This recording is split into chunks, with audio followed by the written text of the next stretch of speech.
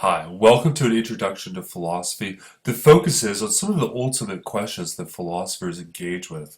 My name is Mark Thorsby, and this week we're beginning a series of video discussions on what is the mind. What does it mean to have a mind?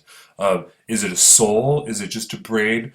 What is this thing that I experience, this thing of consciousness? Is ultimately the framework we're going to be looking at over the next series of videos.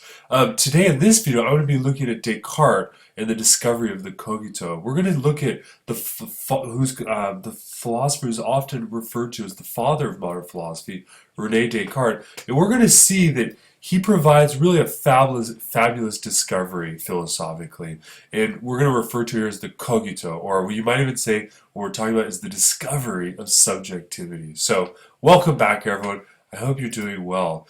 Today we're looking at Descartes' Meditations, and we're looking at the rise of epistemology in the modern world. And before I get going and talk a little bit about Descartes, who obviously lived here from 1596 to 1650, he was a mathematician. Ultimately, in terms of the basic framework of Descartes' philosophy, he's considered a rationalist philosopher. And I should say this as previously we talked about other philosophers, for instance, Plato as being something of a rationalist. To be clear, Plato never conceived of himself in those terms, but this term rationalism really comes into full formation with Descartes. Here's his picture here. He's also considered a dualistic philosopher, but unlike Plato, who had a sort of being-becoming dualism, we see that Descartes will have a mind-body dualism. So those are some of the basic elements of his philosophy that you need to be aware of, but it's worth saying something about the context in which Descartes is writing. In the age of scholasticism and the scientific revolution. And it's in this moment here that I want us to review briefly what we've seen so far in philosophy. Thus far in philosophy, we've been asking all these different questions, but in many ways we've been mapping the answers to those questions historically. And we've looked at the PreSocratic philosophers who essentially generate the initial philosophical questions that get filled out, for instance, in the philosophies we looked at of Plato and Aristotle. Plato, we said, was this rationalist philosopher who ultimately believed that our knowledge of the world is dependent upon these ideal forms that the world participates in and by which we know the world. So he had this theory of the forms, and though we didn't engage with all of these questions, Plato provides us with really a fabulous system for answering a whole series of questions. Aristotle, by contradistinction, was this empirical philosopher, and again, this term empiricism or rationalism, these terms would be foreign to these philosophers. These are modern terms we're projecting back on these philosophers, and that's important because we have to understand that even though Aristotle argues this empirical philosophy where he has a theory of substance ultimately that's dependent upon the unmoved mover in his first philosophy or his metaphysics and so forth, that even though Aristotle has a very different way of seeing things than Plato, they're ultimately agreed that there is a world that we can have knowledge of, right? They just take it as a given that there's a world. The question is, how do we understand that world, right? And that's where sort of Plato and Aristotle sort of differ. Now, we'll see though that Descartes is going to radically break from both of these philosophers in number one, by ultimately shattering this assumption that there is a world that we can know. We'll see how he does that here in a moment. But I have to say a little bit more about the context with which Descartes is writing. And given here, just to give you sort of a brief story of what happens to philosophy, after the collapse of the Roman Empire, ultimately, a whole series of philosophical writings are lost and destroyed through various invasions, Christian, Muslim, and barbarian, if you will. Through various invasions, slowly the civilization, the written civilization that the Romans had developed, that had allowed the Greek philosophy to continue to flourish, ultimately began to break down. And essentially what some historians refer to as the Dark Ages occurs, and then after the collapse of the Roman Empire. We call it the Dark Ages simply because there's no writings. what little survived philosophically, right, was by these monks. That eventually, over time, as Europe was able to sort of emerge out of its sort of the self-imposed dark ages, there's darkness. Uh, Eventually, it's able to emerge in the scholasticism of the Middle Ages. And we say scholasticism because oftentimes the monks and the priests and the professors who are teaching at these universities, notably Paris and Oxford, right, are considered scholars in the sense that they're essentially repeating and developing and studying what the original, if you will, or the ancient philosophers had argued. And so you see Thomas Aquinas, for instance, give um, an Aristotelian, give a philosophy that essentially combines Christianity with Aristotle's philosophy.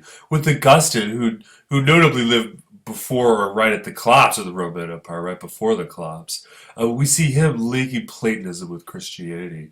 And that because of the linkage of these philosophical systems with the religion, that for centuries, these philosophers are taught, notably Aristotle after Aquinas, and less so with Plato.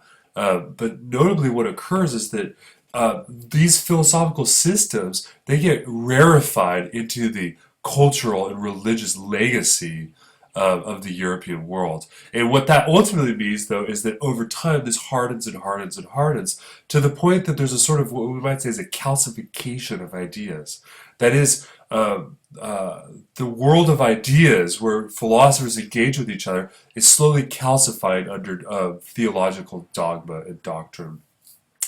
But during the Renaissance, there's a movement of Neoplatonism. People start reading Plato again. They start thinking for themselves, if you will. And there's a whole renovation in terms of that goes to the industrialism, the growing industrialism of the late medieval period and so forth. But all of this culminates into really a rebirth or a renaissance. And we see the scientific revolution occur. And Rene Descartes here is writing right in this time period. And the reason I think it's important to give this context is because you're going to see that Descartes' philosophy, number one, consists in the denial of all other philosophical systems to start with. But he's doing it for a good reason, which is namely he's living in a world in which all of the previous answers, right, especially when you look to the view of astronomy, right, the idea that Aristotle and the medieval scholastics believed that the Earth was the center of the universe and that all of the other planets and suns were revolving around the Earth. And that this had been linked up with this religious dogma that because of a certain reading in a passage in the Bible, right, the argument was that the world was created by God and we're at the very center of creation, right? And suddenly all of these beliefs and views and philosophies that have been told for generations suddenly are being proven false. And this is when Descartes is living, when suddenly everything is changing. And you see this sort of freshness in his philosophy. Now, Descartes was actually French, though he was French and he actually went to a Jesuit school. The Jesuits helped propel this sort of Neoplatonism in terms of spreading a new form of universal education. Or I should say universal, but much more accessible education throughout the entire European continent. So Descartes was actually a Catholic philosopher, but interestingly enough, after he graduated from Jesuit school, he did go on to become a philosopher. Instead, he joined the military as an engineer. And some biographers would even claim that Descartes may have been a spy because he didn't join the French army. Instead, he joined the opposing army, which is quite odd. You know, as a Catholic, he joined the Protestant army. But notably, he did this for years and he traveled around. He was also a very, very famous mathematician. You've probably heard of the Cartesian coordinate system when you took algebra, for instance. Although it would be wrong to say that Descartes invented the Cartesian coordinate system, it is actually it was invented based on the principles that Descartes actually formulated. So the guy's a total genius. And remember, to link the Cartesian coordinate system links geometry with symbolic algebra. This had never been done before. And once it is done, it provides essentially the foundation for the physics that would follow with Newton. So Descartes he's living in this world and he realizes he's living in an epic moment, actually. And so everything gets called into question. And I think this is a notable point for us, especially coming after all of the different philosophies we've looked at, because some of you, no doubt, through this course have been asking yourself, well, wait a second, Plato believed this, Aristotle believed this. Well, who's right? What should I believe? And that becomes the principally modern question, right? What should we believe, and how can I, for instance, know that what I believe is true? And so you may yourself find yourself in this moment not utterly unlike Descartes' own, when Descartes sort of has to grapple with this question. In fact, Descartes says that for years he put off doing philosophy because he said he had to accumulate experience in the world. And what we see here in Descartes' Meditations is this is when Descartes finally comes to the table and begins to sit down and think about some of these bigger philosophical questions. So I want to show you briefly a short video clip here because I want to emphasize to you the nature of this existential question I want you to be asking, which is namely, what should I believe? How do I know what's true? Right? And that is a fundamentally important question that I want us to be thinking about. Sorry about that. Okay, so let's watch the next video here.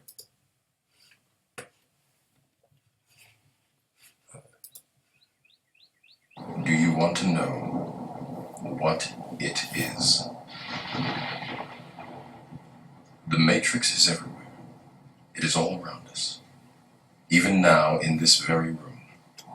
You can see it when you look out your window or when you turn on your television. You can feel it when you go to work, when you go to church, when you pay your taxes. It is the world that has been pulled over your eyes to blind you from the truth. What truth? That you are a slave, Neo. Like everyone else, you were born into bondage, born into a prison that you cannot smell or taste or touch. A prison for your mind.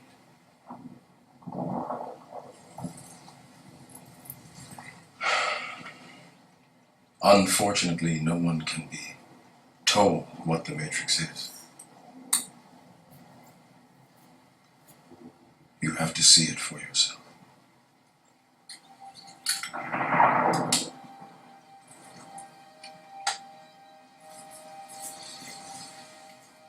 This is your last chance. After this, there is no turning back. You take the blue pill, the story ends. You wake up in your bed and believe whatever you want to believe. You take the red pill, you stay in Wonderland, and I show you how deep the rabbit hole goes.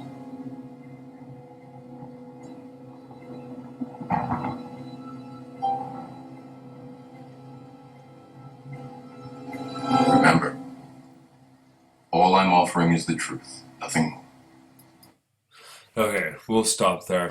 I love showing that first clip of The Matrix. Hopefully you've seen that film. That's a clip from The Matrix. But The Matrix is essentially Descartes' philosophy. So if you've watched The Matrix and you've seen the film, and if you haven't, you should watch it. It's a great movie. But if you've watched the film, then you get a sense for actually what Descartes is going to be asking. Because Descartes begins in his Meditations on First Philosophy, which is his sort of fundamental principle revolutionary text in philosophy. He begins by, if you will, taking us down the rabbit hole. And think about it, and maybe we could even contextualize it in this manner, right? You have a series of beliefs you have about the world, right? You believe naturally that there's a world, that I'm holding a coffee cup, and then I've got a book here, and so on and so forth. You believe you're actually watching this video. But the question is, how do you know for sure? Can't we doubt that experience? Is there something more fundamental than our experience? For instance, how do you not know that this is not perhaps a dream? Perhaps you're just dreaming you're watching this lecture. Perhaps it's a nightmare. I don't know. Hopefully not. But think about it. Can you know with absolute certainty that you are in fact really here experiencing this sort of thing, right? In this case, watching this video lecture. Or if you look around you, look at the walls around you, for instance, if you're sitting in a room. How do you know those walls are really there? Simply because you can touch them? How do you not know that you may have a disease of the mind, for instance? Perhaps you're in a coma, right? Maybe tragically you were in a car accident yesterday evening, and you're in a coma and this is all a hallucination. Can we know for sure that the world we're living in truly is here? This is the question that Descartes is asking in the Meditations. Now, what I want to do here is, let me zoom out here. I want to give you a sense of the Meditations. Descartes' Meditations, there's 6 of them. There's 6 basic meditations. And I want you to see that ultimately there's an important distinction that we're going to be making in today's video that's necessary. And that's the distinction between the subject and the object, or the mind and the world. Now, these two distinctions are not the same distinction, but we'll see that Descartes is going to bifurcate both of these ideas. And we're going to see that from Descartes' perspective, he's going to begin by assuming that we don't know anything. And his goal is to climb this great crevasse and great mountain and arrive to the conclusion that there really is a world. Can we go from the mind to the world, or from the subject to the object?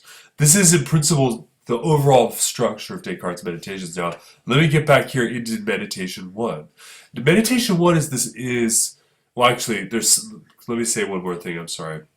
So there's 6 meditations, but one of the things I love about Descartes' Meditations is that he writes it in the same, he's not writing in an essay genre, right? He's not telling us what he thinks. It's not a textbook. It's a series of 6 meditations. And he's using the prayer book genre of Saint Loyola from his own Catholic French tradition.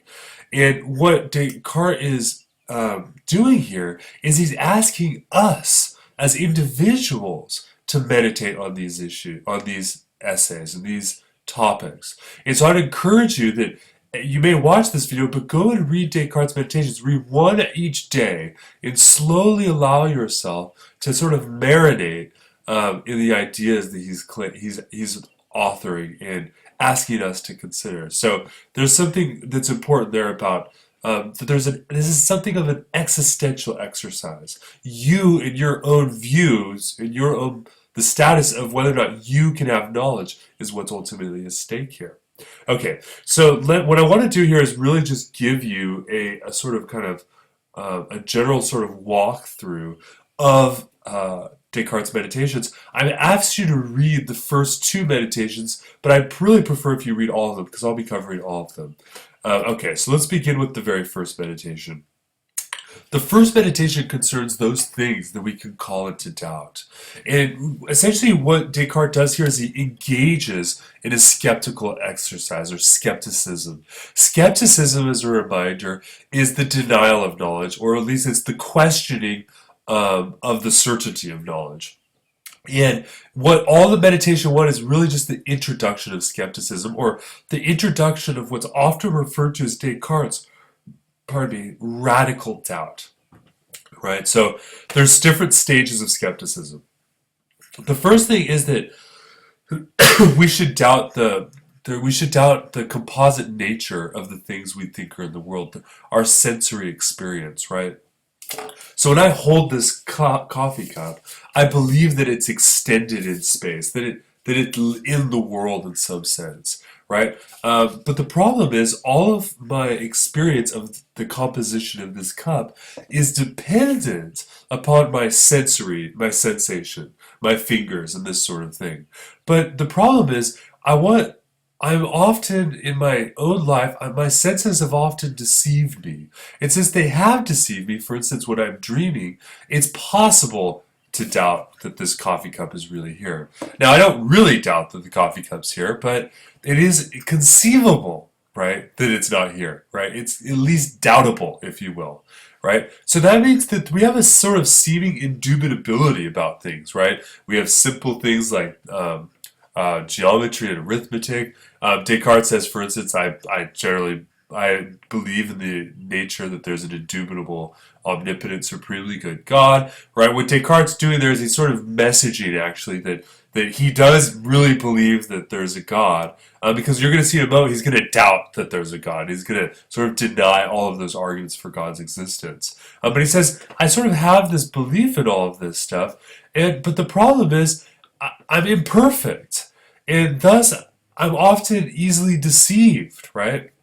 And since I'm an imperfect being that can be deceived, right? That means that a lot of the things that I think are absolutely certain, the things that I have, I believe, I assent to absolutely, I actually just believe them out of habit, right? The realization of habit for the assenting to things that are dubitable in principle. So what Descartes did is he says, since it's possible for me to make mistakes and to doubt all of these things, and I really just believe that this coffee comes here sort of out of habit, well, it raises an important question. I need to actually doubt if I want to come to a sure foundation for knowledge and science, I should start by doubting all things that could be doubted. Right? So he gives this supposition of a supremely powerful evil genius whose aim is to deceive me at every moment, right? And there what Descartes says is, listen, I'm going to imagine for just a moment that there's an evil demon that wants to deceive me at every moment. So everything I'm experiencing through my senses is false. I'm just going to assume that everything's false. Now, why am I doing that? Because I want to clear the ground. Because if I want to gain knowledge about the way things really are and be certain of it, I need to get rid of all these other beliefs I've had, and I just sort of believe them out of habit. And that means I'm gonna resolve to withhold assent to what is possibly false. So anything that could potentially be false, I'm going to deny as false, right? So that means all of Aristotle's philosophy is out, all of Plato's philosophy. In fact, every philosophical question we've engaged in up to this point, we should get rid of. We have no theory. We have to enter into Descartes' Meditations by zeroing out our assumptions. And this is what he does with his radical doubt, okay? So again, Meditation 1 is where skepticism is introduced here. Right, so this is the point where you're essentially taking that blue pill, right, if you go back to the Matrix scene, right, because I'm asking you to actually literally doubt all things that could be doubted, which includes your very, the nature of your very life, right? So that's the first meditation. So what happens in the second meditation? The second meditation is actually quite critical, and this is the meditation I refer to here as the discovery of the Cogito. So what I want to do here is I want to actually pull up Descartes' Meditations. This is the first meditation. I'm going to zoom down past this and take you to the second meditation. Now, and one of the things I get the sense, I love Descartes' Meditations because I feel like this is exactly how what I would do, right? He starts by saying the meditation of yesterday has filled my mind with so many doubts that it's no longer in my power to forget them. Now, right, what he wants you to recognize is the magnanimity of meditation one. The idea that if we actually do doubt all things that are possible, then that means I have to doubt that I have a body. I have to doubt that maybe even mathematics are incorrect, right? I have to doubt that there's a God, that science is true, that, right? Everything is something odd, that there's even a world outside of myself, right? Or even that I am here. It seems like with Meditation 1, I could doubt everything. And if that's the case, that is a very problematic position to be in if our goal is to gain a sure foundation of knowledge, right? And he says, nor do I see, meanwhile, any principle on which they could be resolved. It looks like we're suddenly, as if we'd fallen in very deep water indeed, right? And I think, and so Descartes wants you to recognize how important this question is, right? So, but here I want you to, let me start from here, right? He says, I suppose accordingly that all the things which I see are false or fictitious. I believe that none of those objects which my fallacious memory represents ever existed. I suppose that I possess no senses. I believe that the body, figure, extension, motion, and place are merely fictions of my mind. Where is there, then, that can be esteemed true? What can be esteemed as true, rather? Perhaps this only, that there is absolutely nothing certain. But how do I know that there is not something different altogether from the objects I've now enumerated, of which it is possible to entertain the slightest doubt? Right? What he's asking there is he's saying, is there anything of that I can't doubt? Just to be sure before I dive into this nihilistic view that nothing can be certain. He says, is there not a God or a being by whoever name I may designate who causes these thoughts to arise in my mind? But why suppose such a being? For it may be I myself am capable of producing it, right? So his first question is, well, what about God? Is God the place where I can begin? He says, well, no, because maybe I'm making all of that up, right? Am I then at least not something, right? Or actually, let me go. But why suppose a being for when maybe I myself am capable of producing them? Am I then at least not something? But I before denied that I possess senses or a body. I hesitate, however, for what follows from that. Am I so dependent on the body and the senses that without these I cannot exist? So think about it. Is my existence dependent on my having bodies, my hands and legs and senses? Is that what I am? But I had the persuasion that there was absolutely nothing in the world, that there was no sky, no earth, neither minds nor bodies. Was I not therefore at the same time persuaded that I did not exist? Well, far from it. I must have existed since I was persuaded. But there is, I know not what being, who is possessed at once of the highest power and deepest cunning, who has constantly employed all his ingenuity in deceiving me. So here he raises the question of, well, what about this evil demon? Maybe the evil demon's making all of these things up, right? Or fooling me. He says, doubtless that I exist since I am deceived, and let him deceive me as he may, he will never bring it about that I am nothing, so long as I shall be conscious that I am something. So that it must be, in fine, be maintained all things, being maturely and carefully considered, that this proposition, I am, I exist, is necessarily true each time as it expressed by me or conceived in my mind. What's Descartes arguing? He's arguing ultimately right there that when I say that even though I doubt that I have a body and a mind and I could doubt all of these things like you're in the Matrix, the fact that I'm doubting, even if there's an evil demon, proves the fact that I'm something. I exist. Right? And this is the famous formula that Descartes gives, I think, therefore I am. He actually says, I am, I exist in the translation, but it's been sort of formulated over time to be, I think, therefore I am. Because I'm a thinking thing that can doubt, I must be an existing thing. Now, what that thing is, I don't know, or at least Descartes doesn't know at this point. And the famous line here that you really need to learn here is, Cogito ergo sum. And it literally means something like cognition, therefore being. Thinking, thus being. I am, I exist. Right? And this is the discovery for Descartes of a certain and an unshakable truth. Right? Even though I can doubt that there's a body and that I can doubt science and God and all of these things, I can't doubt that I exist while I'm thinking.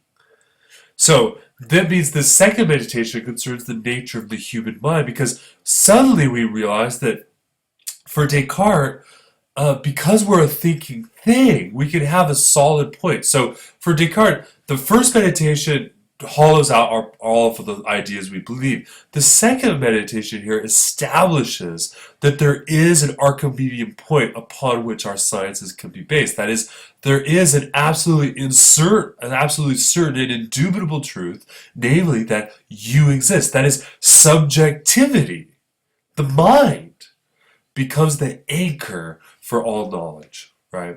I'm not God, right? Not right, because for instance, ultimately, for Aristotle, for instance, it all hinges on the unmoved mover. For Plato, it all hinges on the good in his metaphysics. But not here. Knowledge depends upon our own subjectivity, our own experience, our own conscious experience of ourselves, ultimately. So that raises the question of, well, what exactly am I, right? And so Descartes goes through a number of possibilities. He says, well, what am I first? Am I a rational animal, right? Well, no, because I don't really know what rational or animal means at this point. Remember, he has to be consistent in his doubtings, right? He says you have to doubt all things that could be doubted. I could doubt rational and animal. Maybe I'm not an animal. Maybe I'm a brain in a vat somewhere, right? Um, which would be very disturbing if that was true. But maybe I am, right? So I can doubt it. So maybe I'm not a rational animal, or maybe I'm a computer hologram, right? Well, am I an embodied soul, right? This is a sort of religious perspective, but not necessarily, right? Because even Plato and Aristotle would argue that we have souls, right? Am I a soul within a body? Well, no, because I have an indistinct apprehension of my bodily existence, right? I'm still not certain that I have a body, so it wouldn't make sense to say that I'm a soul within a body. I still don't know that I have a body. Well, it looks like what I am is I'm a finite substance. And what is my substance? It is mind, right? This conscious experience that I'm having of myself in my world, in my mind, the reason this is what I am, and it's a substance of some sort. It's a finite substance, right? Because obviously it's not infinite because I'm an imperfect being, right? The principal mode attribute of the mind seems to be thinking, my capacity to think. And there's different modes of thinking, though, right? I can doubt. That's what I did in the first meditation. I can understand. That's what just happened when I discovered the cogito. I can affirm and I can deny. I can will. I can imagine. I can do all different types of things. In fact, Descartes actually talks quite a bit about the faculties of the mind, and there are many. Now, what I want to do here is switch over to what Descartes referred to here as it's very famous. It's called the wax example, or the intuition of the wax example. And this is sort of a thought experiment Descartes gives in order to ask this basic question regarding what the mind is and what the mind does. Because remember, we can make a distinction here between on the mind on the one hand, the body on the other. We know we have a mind, but we don't know its nature. We don't know we have a body, though we seem to have the experience of a body, right? So the question is, well, which one of these, is there a relationship between the mind and the body that I think I'm experiencing? And this is where the wax example comes in, okay? So imagine, for instance, and you can see there's the notes there, you could take a look at those, but I'm just going to sort of tell you the story the way I think it can be told easily. And so the idea here is that number one is, imagine if I was sitting here with you and I've given you a piece of wax, or even better, imagine Descartes sitting in the 1600s in his pajamas with a little nightcap, and he's sitting there and he's looking at a piece of wax in front of a candle, and he's sitting at the fire and he's writing his meditations, right? He's writing these out, and he says, "Look at the piece of wax. I have an intuition of the piece of wax. That is, now, given I don't know that there really is a piece of wax here because we're still maintaining our sort of doubt all things that can be doubted. But I do have this intuition of it, right? That is, I seem to experience this thing that looks like wax. Now let's look at it though. Let's investigate our experience of the wax. Now, how do I know that there's a piece of wax? Well, I know it through my five senses. I can see it, right? I could hear it, I could thump it, and I could make a sound. I could taste it, right? I could touch it and feel its waxy texture.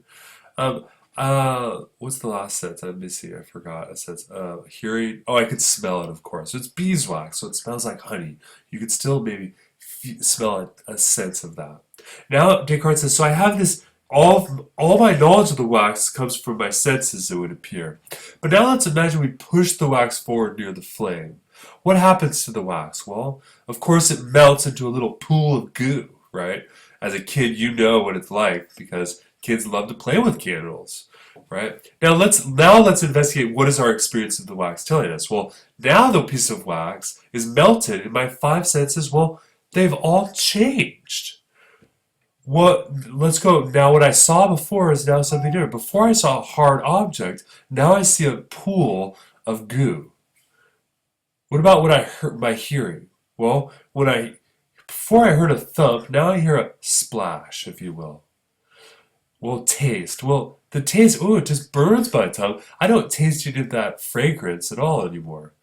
right? Or the smell is now different, right? And if I touch it, it feels different too. So you can see that all five of my senses have changed. So the question is, why is it that I believe that the wax before it was melted, like the experience I had there, and then the experience of the melted wax, why do I believe that those two experiences, that there's something in common in between them, namely that it's the same piece of wax, right? Why is it that I believe it's the same piece of wax before it melts, as after it melts, when all five of my senses have changed? What it seems to reveal is that is the wax perceived by the mind alone? The answer is it's not perceived through sensation because all of my senses have changed.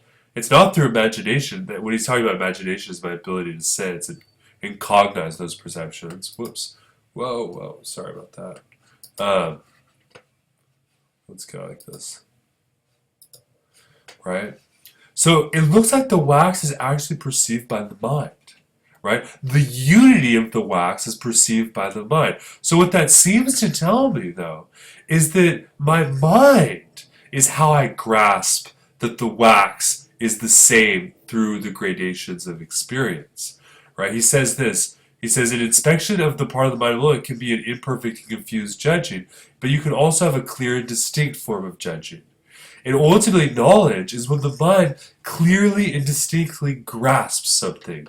And so he gives this quote at the end. What I thought I had seen with my eyes, I actually grasped solely with the faculty of judgment, which is in the mind.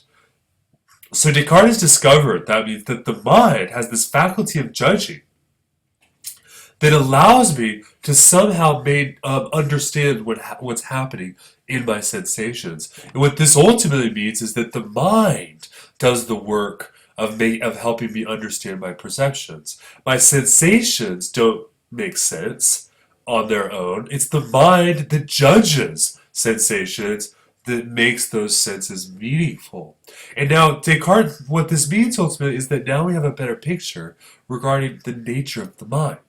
Okay? Now, this is all I've given you to read for the in terms of Descartes, the first two meditations. And really the reason it's important for us is because it's in these first two meditations. Number one is Descartes clears the ground, and number two establishes the anchor of subjectivity.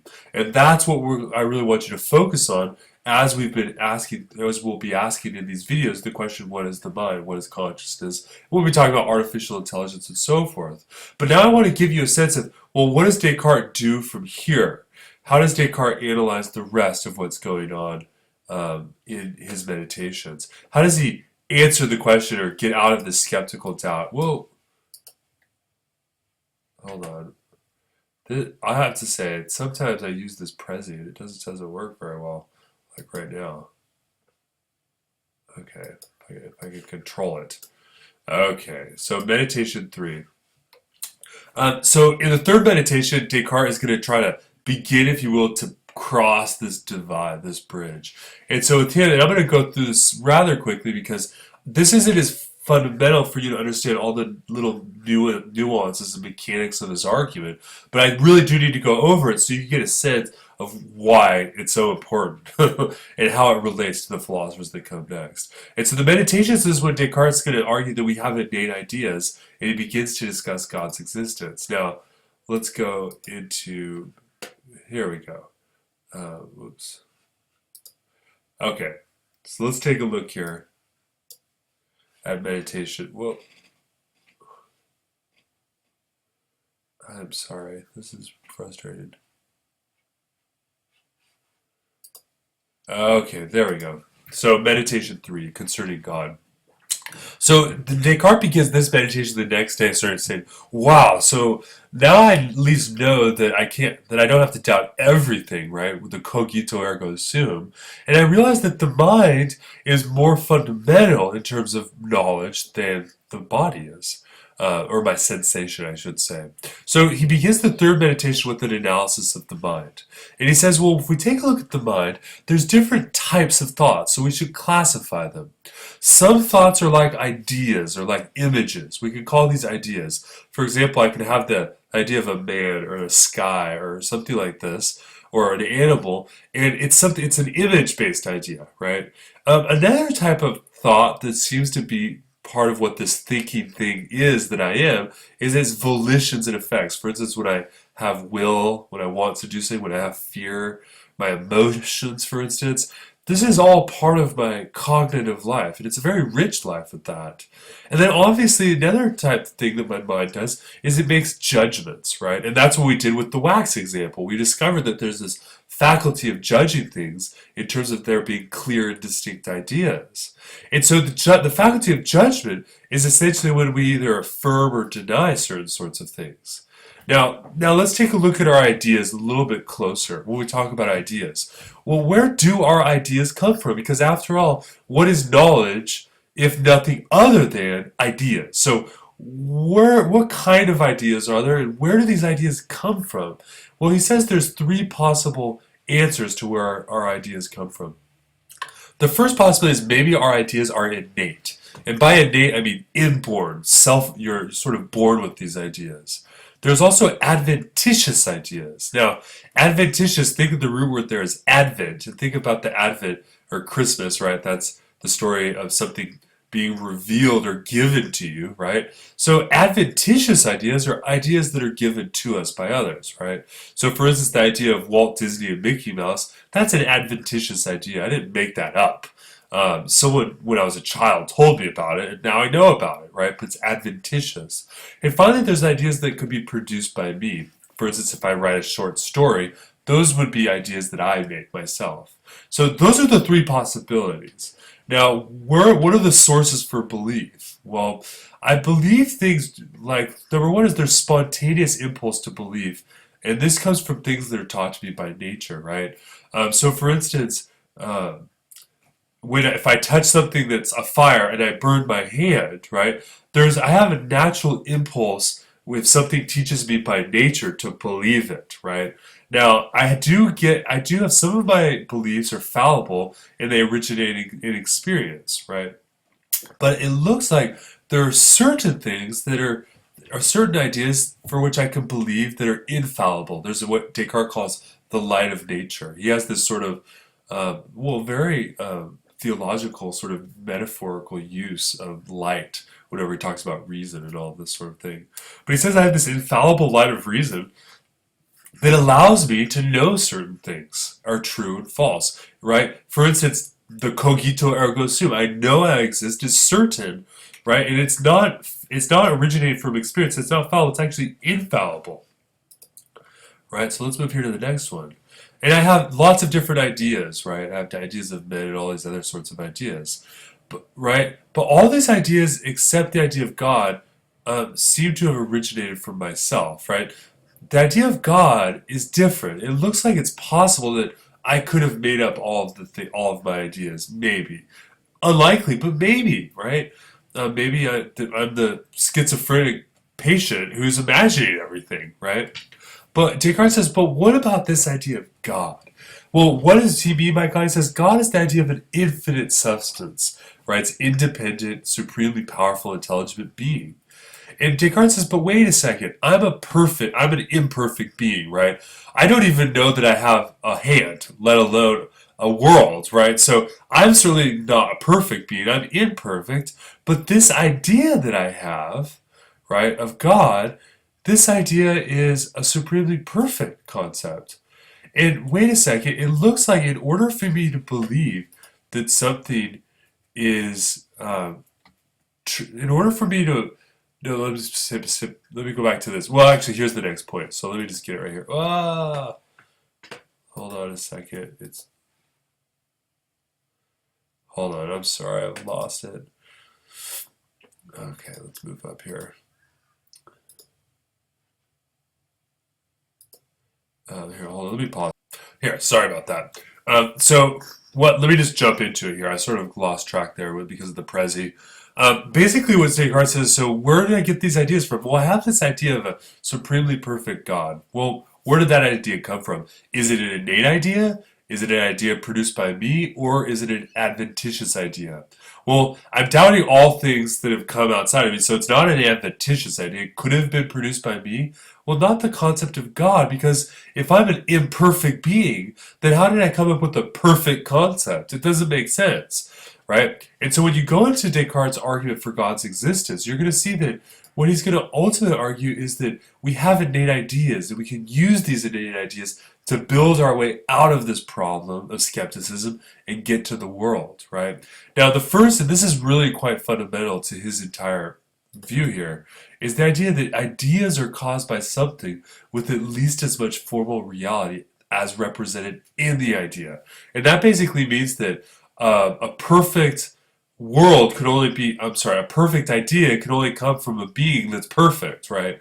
The same way that a table only comes from a carpenter's mind, the table has some formal reality in the carpenter's mind before it gets created. Descartes wants to make this claim regarding all of the ideas. And so that means that if I have this notion of a perfect God, then that notion must have been created by a perfect being. I'm not a perfect being, so that idea must be innate. And if it's innate, it must mean that there is a perfect being, and that's this being called God, right? So let me go through this here to the causal proof, right? So he says there's this point, and he makes a distinction between formal and objective reality. We'll get to that if we get a chance, right? But he says if I catalog all of my ideas, I have an idea of myself qua mind, right? That is through my mind, and I have a clear and distinct perception of it, namely that there's substance there, right? I also have an idea of corporeal or inanimate things, but these need not assign the idea's author distinct from myself, right? And he makes the distinction that I also experience things that have in physical space that have extension, shape, and motion. But all of these, and there's also confused and indistinct perceptions like color, smell, and taste, and all of these distinctions. But these are all, if you will, in not clear and distinct in the way that my mind is clear and distinct. So let's look here at number 15. So here's the distinction between objective reality. This is important. The objective reality of ideas, right, that is, something is considered true or false judgment, and that depends upon its representational value, whether it conforms to things outside of me.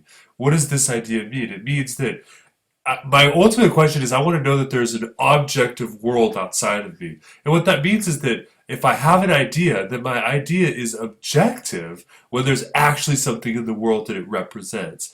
This is sometimes referred to here as the correspondence theory of truth, right? A statement is true if the state of affairs in the world also exists of which it corresponds.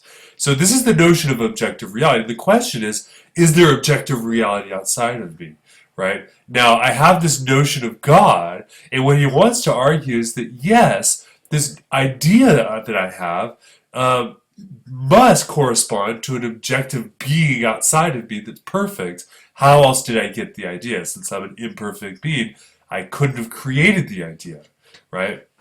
So let me move here forward. I'm just going to sort of get through some of these. I don't want to go through all the details here, right? And so that means the idea of God must have come from a source other than me. He writes, quote, "For although the idea of substance is in my mind by virtue of the fact that it was substance, that fact is not sufficient to explain my having the idea of an infinite substance, since I'm finite, unless this idea proceeded from something which really was infinite. Hence, God necessarily exists."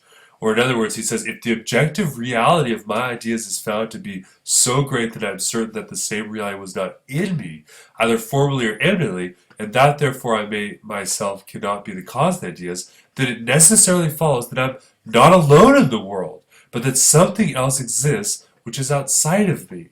Now, what is Descartes doing here? He's saying, so with meditation, the first meditation was skepticism. The second meditation was the discovery of subjectivity. Here, in the third meditation, we discover that there's something outside of ourselves. So this is where Descartes is no longer solipsistic. He doesn't think he's the only one that exists in the world. There's something outside of ourselves. And then he goes on to make a second argument for God's existence. It's often referred to as the trademark argument or the mark of a craftsman. The idea is that I'm not, it's very similar to the argument that I just gave, is that my existence couldn't have come from me. It could only come from God for causal reasons, right? Since obviously I'm not a perfect being, I didn't create myself, but something did create me, right? And that can't be explained through my parents. Otherwise, you end up with an infinite regress, very similar to the Thomas Aquinas argument. So therefore, there must be a God. And this idea that I have of God is this innate idea is like the mark of a craftsman. And so Descartes gives these two arguments for God's existence, right? So you can see now we're outside of this sort of real skeptical moment when we enter meditation 4. And meditation 4 seeks to explain why it is we make mistakes, because what Descartes has to do is he has to, number one, remove all of the reasons we have for doubting the world, right? So now we know that we have these innate ideas. And this is an innate idea of God, who's a perfect being, who doesn't make mistakes, which means that it's impossible for God to deceive me, because otherwise God would not be perfect if God were a deceiver. So this is really quite important. This will become the sort of ladder Descartes uses to get out of the whole problematic. Now he argues that there's in me a faculty of judgment that I've received from God since God created me. Now, insofar as it's a gift of God, this faculty of judgment is incapable of error, right? This is the idea that we have clear, distinct ideas, we don't make mistakes when we affirm or deny things. But the problem is I do err. I make lots of mistakes all the time, right? So how can we explain this problem? And we're going to see that for Descartes, it's really important that we distinguish this idea of the faculty of judgment from the faculty of choosing or the faculty of the will or volition, right? Now, my will, Descartes argues, is the basis for my likeness of God, not the faculty of judgment. But willing is not in itself the cause of error, right? Just the fact that we want knowledge, it doesn't cause us to make mistakes. Otherwise, we could never get this far in the meditations, right? So the question is how. So he says that means I should never judge anything that I do not clearly and distinctly understand. Every clear, distinct perception is surely something, and hence it cannot come from nothing. On the contrary, it must have God for its author. So what is Descartes arguing here? Let me simplify here. Sorry, my hair looks bad there. He's ultimately arguing that we have these two faculties, right? We have the faculty of judging, which doesn't make mistakes, but we have the faculty of will. But the problem is, neither one of these are in themselves responsible for our mistakes of experience. But the problem is, what happens when my will races ahead of my ability to judge? That is, I want an answer before I can actually judge one correctly. And then I start building knowledge on that. That's when error happens. Let me give you something of an example here that I think sort of encapsulates it. One day I was coming to campus rather. I drove it up to campus. I was coming for the parking lot, and I saw a student from far off distance wave to me and say, "Hello, Professor Thorsby," right? And I waved back, right? But the problem is they were really far away. I couldn't tell who it was. I couldn't tell, by the voice. And so I just waved back and I said, "Hello, David," or whatever. I don't remember what the name was. I said, "Hello, David," right? And as I got closer, I suddenly realized, oh, that's not David, that's Susie, right? I mistook the wrong person, right? Now, this is the idea. Now, that's a sort of way that you could sort of see what Descartes is saying here, is we make mistakes when we can make a judgment, but our will races ahead, right? I want an answer before I'm prepared to give one, so I yelled, "Hello, David," when by the time I was prepared to make the judgment, I realized it was Susie, right? That is when I had a clear and distinct idea of who it was. That's the problem. Descartes thinks that we make mistakes. We believe false things when we want an answer before we have a clear, distinct idea of what we're talking about. And this is really quite important because that means that now the problem isn't with God, ultimately, my mistakes. My mistakes have to do with my perceptions. Let's go here. So that's meditation 4. Now, oops, what happened to meditation 5? I missed it somewhere. There we go. I'm sorry. So meditation 5, and I'm going very long over here, so I'm not going to spend too much time on this. Meditation 5 is where Descartes then gives another argument for God's existence. He gives the ontological argument for God's existence. Now, previously we watched a video on Saint Anselm's version of the ontological argument, which defined God as that than which nothing greater can be conceived. Descartes does not define God in this way. He defines God as a total perfection, and then he builds the idea that total perfection, an existing perfection is better than a non-existing perfection, so ultimately God's total perfection must mean that God necessarily exists. He gives an ontological argument, and we've covered that in this class, so I'm not going to review it here, all except to say that because Descartes' argument for God in this meditation defines God in a positive sense, right? He doesn't use the Anselm strategy of defining God negatively. Because of that, I think this argument ultimately fails. It doesn't succeed the way that Descartes would have wanted it to ultimately.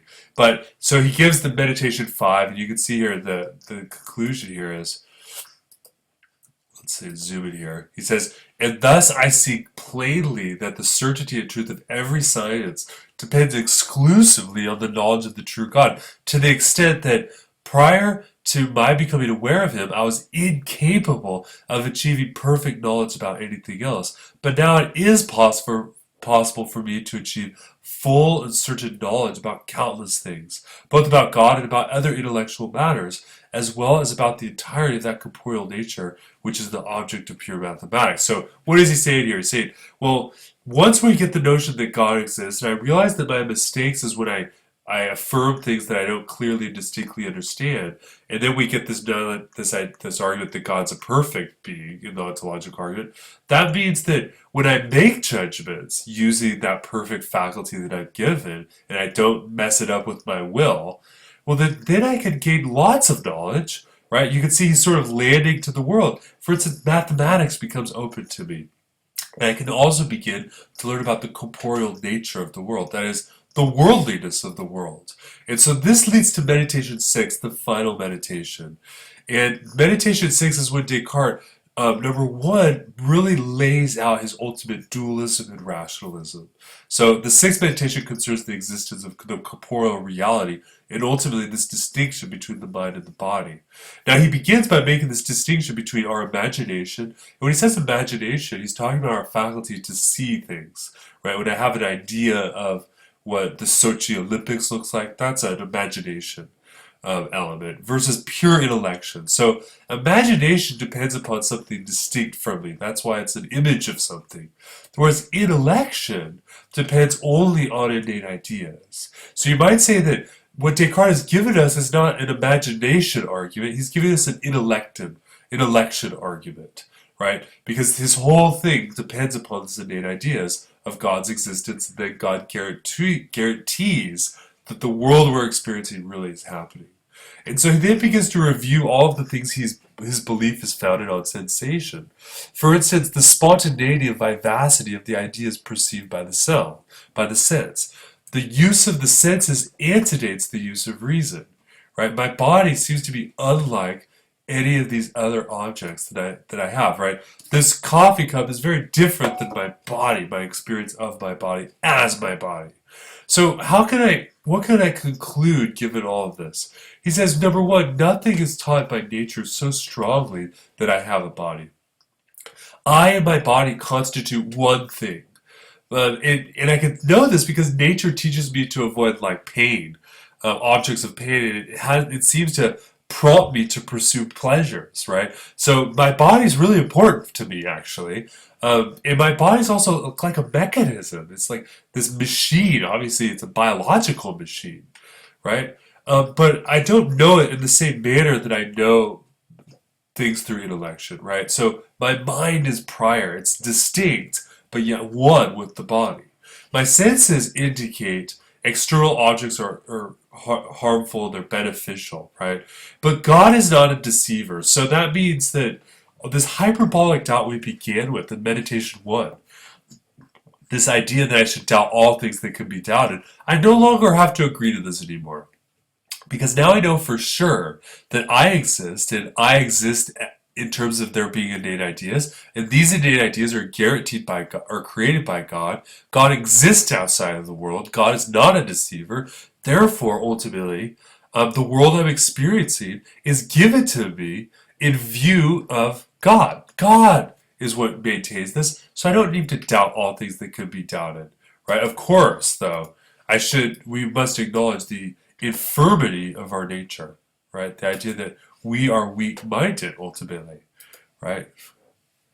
Okay, so the assessment of the cause for the doubt about things whose belief is founded in sensation. So I don't need to doubt every idea from sensation, right? There's going to be this passive faculty where I can receive ideas. That's my perception. And I couldn't use this passive faculty without an active faculty that also exists that's capable of producing or bringing about these ideas as sensation. And this faculty that I have must be in a substance, in me, in God, or in the corporeal things. Well, it's not in me because that would presuppose that there's no active understanding. And these ideas and also that these ideas are produced without my consent, right? What he's saying here is there's this passive and active faculty, but where is it that these things are happening? They're not happening in me, because that would presuppose I understand it. And also, I can't control things that happen to me, right? If someone punches me in the face, I'm obviously not in control of those sensations, right? The world is sort of rushing in at me, if you will. So, therefore, corporeal things really exist external to me. They must exist outside of me. And I have a strong inclination to believe these ideas because I have perceptions. The perceptions that I have by my senses are often confused and indistinct. But this is where it's important for Descartes. What I clearly and distinctly perceive as in them must really exist, right? So this concludes the sort of view here. Is what we have here, again, is we have in the Meditations a sort of bifurcation with the skepticism. Meditation 1, we doubt all things that could be doubted. And you can see Descartes is building this bridge to finally get back to the world, to give us knowledge. And this culminates in this distinction between the subject and the object and the mind and the world. Now, we're pretty much done here in terms of a sort of general introduction of Descartes. And I know I'm going really quickly and I'm talking sort of fast, so I apologize for that. What I really want to emphasize to you here at the very end here is that historically, this project fails regarding Descartes. Because if there are no innate ideas, that is, if it's not true that God put this notion of infinite perfection in my head, right? If God didn't give me that idea, then that means all of this, right? The whole argument to get back to the world fails. And historically, that's exactly what's happened. And that's why there's sort of Meditation 3 historically failed. That is, most people do not believe that Descartes was right, that there really are innate ideas, and that's how we can get a God to guarantee our world. If that's the case, what are we left with? Well, we're left with this. We're left with the subject. Let's see if I can zoom out. There you go. We're left with the subject in the mind. We know for certain we have a mind, but if there is no innate ideas, we don't know that there's a world. I know for certain I have a subjective experience, cogito ergo sum, but I don't know that I have a body, right? That there's an objective world that science depends. And so you can see here Descartes is considered the father of modern philosophy because he essentially clears the ground for this question, and that's the question of subjectivity. And then in the question, what exactly is the mind? Thank you for watching, and watch our next video where I'll review how the British empiricists take up the mantle of this question. Thank you guys very much for watching, and I'll see you guys online. Talk to you later. Bye.